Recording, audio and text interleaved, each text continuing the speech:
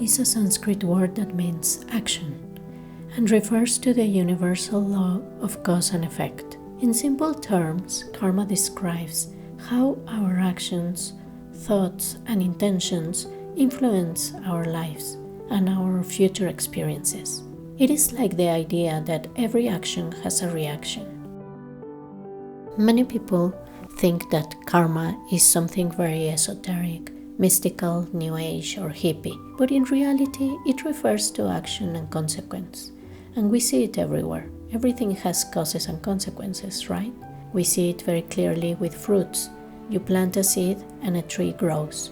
If the seed is an apple seed, then an apple tree will grow, not a banana tree. In the same way, it is logical to realize that our mental, communicative, and physical actions also have consequences. Sometimes we get confused because we don't see clearly when the cause is being planted and when the result is being experienced. And sometimes we see incredible things in the world, such as people who have money, power, and pleasures, and whose lives seem magnificent and very happy. But they are malicious people, not intrinsically bad. However, they may be manifesting destructive behavior that harms others. And sometimes we wonder why there are people who have so much and their actions are negative. And it is because everything they have in the present is not the result of this immediate negative action, but of constructive actions they carried out previously. In Buddhism, it is considered that actions we took in previous lives can ripen in this life. But we can see in this very life how we all have a mix of actions that generate different karmic impressions. For example, we have carried out actions with positive motivations. We have also carried out actions with negative or destructive motivations. And this person may be experiencing the result of causes they cultivated in the past. But what they are cultivating today, which is destruction and suffering, will attract suffering in the future. If you have spent your time harming beings, it is very likely that you will experience other beings harming you. Likewise, when we cultivate kindness, love, compassion, and generosity, we are creating the causes to receive the same. So, everything we do, say, and think has an effect. These actions can be positive, negative, or neutral, depending on our motivation and the impact they have on other beings. The consequences can be immediate or can manifest in the future, even in future lives, according to the theory of rebirth proposed by some contemplative traditions. Buddhism describes some key features of karma. Karma is definite. Karmic imprints are not lost. Once generated, the consequences will be experienced. That is, if we do nothing about it, because we can do something to purify them. The consequence is similar to the cause, which means happiness always comes from constructive actions and suffering from destructive actions. Karma can be expansive, since a single action can generate multiple effects over time. A small action can lead to a very large result. For example, gossip can greatly damage a person's reputation and cause them much suffering. If the cause has not been created, the result will not be experienced. If we don't act destructively, we will not experience pain and obstacles. Likewise, if we do not create the causes for the realizations of the path, we will not obtain the results we want. Although the karma generated in the past can influence our current experiences, we are not destined to suffer the consequences of our karma in an unchangeable way. We can neutralize or transform our karma through conscious and positive actions, such as practicing generosity, patience, and meditation. Continuing with the seed metaphor, it represents a potential. The seed is not the apple tree, but within that tiny seed is all the potential for an apple tree with many apples to grow. It is there. That is the substantial cause. What does it need to become a tree? It needs cooperative causes. For example, it needs soil, water, sun, rain, all the elements that contribute to that potential being manifested. If there is no soil, water, sun, fertilizer, etc., that seed will not blossom, even though it has that potential. Suppose you keep it stored in a closet, in a place where there is no air and no humidity. Then that seed can remain ungerminated for 100 years, right? But when the appropriate conditions arrive or manifest, for example, someone takes it out of the closet and plants it and waters it, then the tree will grow. Now, if you burn that same seed, you will have nullified its potential to bloom as a tree. Or you can, for example, accelerate its growth through methods and technology, but it's not possible for the tree to grow on the same day you plant the seed. We can influence both the causes and the consequences. Another metaphor I like is that when you perform an action, it's like a vector that has a force, a direction, a path that is already traced. However, as long as it has not reached its destination, you can do several things. For example, you can apply an opposing force. You can deflect it a little, and although it will give a result, it may not be as negative. Or you can perhaps neutralize it and reduce its intensity. It will give the same result, but since you applied an opposing force, the intensity will not be as strong and big. In Tibetan Buddhism, it's common to do purification retreats, during which sometimes a small illness arises. It is said that a karma has been purified, which might have led to a very terrible illness, but because you did so much purification practice, it manifested as a small discomfort and was purified. This network of causes and conditions is very complex, but it is said that as long as this action has not reached its destination, we can do many things. However, when it is very close to maturing or ripening, its result is inevitable, even if you repent and practice purification. For example, you're driving and accelerating towards a cliff. If you press the brake a few kilometers before, you can stop that force, that momentum, and the destiny, the consequence of the car falling off the cliff will not happen. But you have to push the brake well in advance.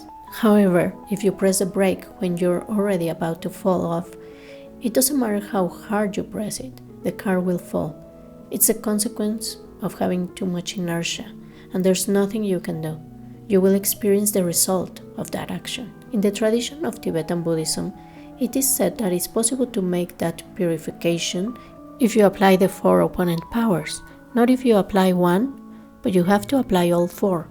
That is why we are going to do that meditation of the 4 opponent powers, which consists of repenting, repairing the action, determining not to perform the action in the future, and applying a remedy practice, such as helping in a community, practicing generosity.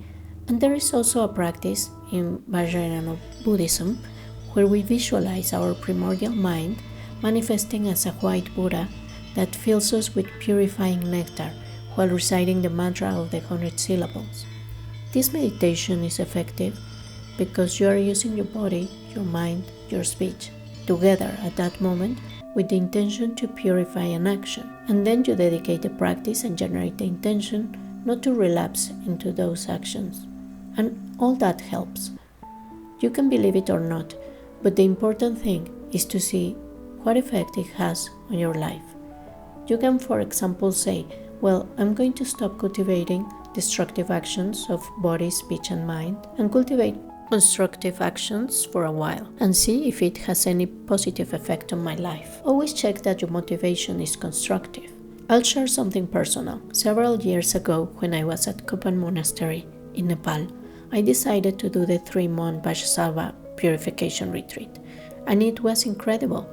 It was wonderful because we spent 3 months in silence. We did 8 hours a day of purification practice, and we had to reflect on all the actions we could remember and purify them, on all the topics that could arise, and even include actions we didn't remember but surely did with some selfish motivation. It was a time to purify and recite 100,000 mantras of this practice.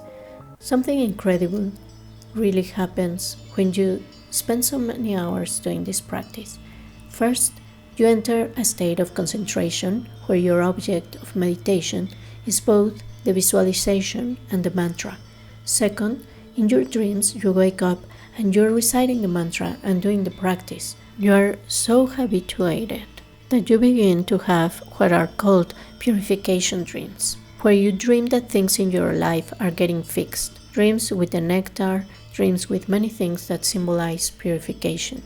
You also start to feel like a weight is being lifted off of you. There are times when you get very emotional, times when you experience great peace, times when you experience great happiness, and also times when you feel bad.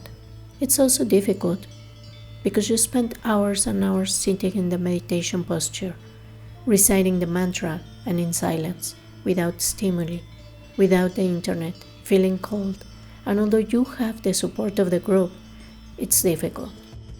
For me, it was a very transformative experience, and I am grateful to have done it. There is a great book called The Tantric Path of Purification by Lama Yeshe, who was one of the founders of Kopan Monastery in Nepal, and we had to read all that text, which is quite long. We had to read it in its entirety to prepare for the retreat. It was very interesting to see that many of the things he mentioned in the book did happen during the retreat. I don't know if much of my karma was purified or not, because it's hard to know, but I can tell you that the retreat was very beneficial to me. When I left, I had more clarity about where I wanted to direct my life, what I wanted to do, and how I wanted to live each day. So whether you engage in a tantric practice or not, I think it's common sense that if you perform constructive actions, this will bring you happiness. In summary, karma is like an invisible force that connects our actions with their outcomes. If you want to lead a happy and prosperous life, it is important to be aware of your actions. Karma teaches us that we are responsible for our actions and their consequences. By understanding karma, we realize that we can improve our lives and those of the people around us if we act with wisdom and compassion. And well, it's a very complex topic. I would recommend reading Geshe Sopa's commentary on the Lam Rim text. Geshe Sopa had many Western students and gave lectures on this Lam Rim text. The lectures and teachings were published in a compilation called Steps on the Path to Enlightenment. There is a volume that talks only about karma. It's very interesting because it is said that the Buddha was able to recall all of his entire life and past lives. And there is a book that talks about some of the Buddha's past lives. He came to the conclusion that there was no beginning, that we have been living in ignorance for a long time, repeating the same patterns, but discovered that there is an exit. It's the cultivation of wisdom, knowing how we exist and how reality exists, and breaking the cycle of conditioned existence that generates constant suffering. There are those who believe that we cannot escape from this, but the Buddha tells us that it is not so. He tells us that what we experience is mainly the result of the motivation with which we acted in the past. And if we change our motivation and our actions in the present, then we can transform our future and experience happiness. Well, I hope you continue reflecting on this topic. Thanks for listening.